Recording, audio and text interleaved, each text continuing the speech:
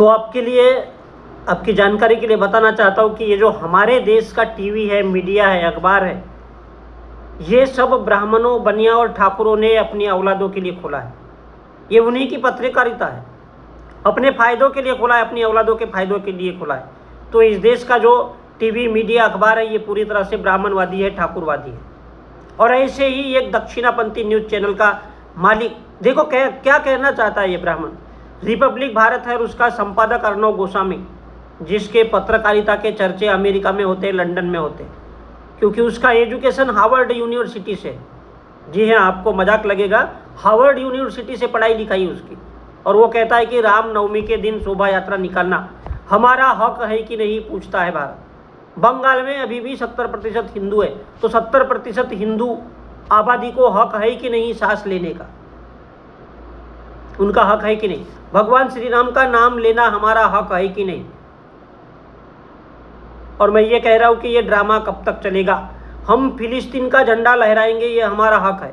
हम हमास का समर्थन करेंगे, ये हमारा हक है। तो आप हमारे संविधान का हक क्यों नहीं देते? तो हमारा हक क्या है भाई? हमको इस देश के जो ओबीसी के लोहार है, जाट है, गुर्जर है, कुर्मी है, इन ओबीसी के लोगों को कभी आरक्षण मिलेगा कि नहीं, ये भी तो पूछता है भारत। हिंदुस्तान में 60% ओबीसी है, 60% पूरी जनसंख्या का। ओबीसी आरक्षण इनका हक है कि नहीं है?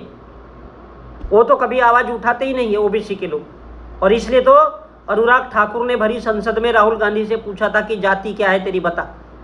क्योंकि एक ठाकुर एक ब्राह्मण से पूछता है तेरी जात क्या है। तो ये जो तमाशा इस देश में बनाया जाता है, वो तमाशे का कारण यही है, क्या इस देश के ओबीसी पाकिस्तान के मुसलमानों से अपना आरक्षण मांगेंगे? क्या इस देश के दलित पाकिस्तानियों से अपना आरक्षण मांगेंगे? क्या बांग्लादेशियों से आरक्षण मांगेंगे इस देश के आदिवासी? ये पूछता है भारत। क्या ओबीसी के 60% हिंदुओं को ओबीसी आरक्षण नहीं मिलेगा? या फिर इसको भी प्रभु श्री राम ने रोक के रखा हुआ है?